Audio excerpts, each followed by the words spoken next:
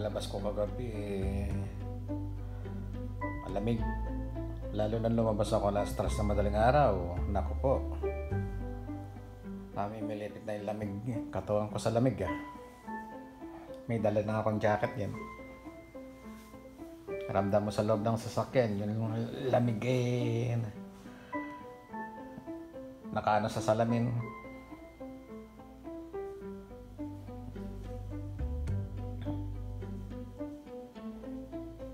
Palamig na. Simula na. Kaya siguro nag-siren yung civil defense kahapon. Tataglamig na. Ay, kwarto namin. May TV kaya lang walang remote. Nag-nood na lang YouTube.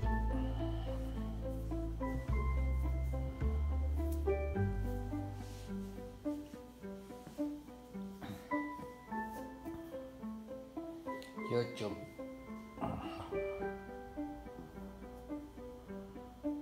Kapag saya yung uso ngayon.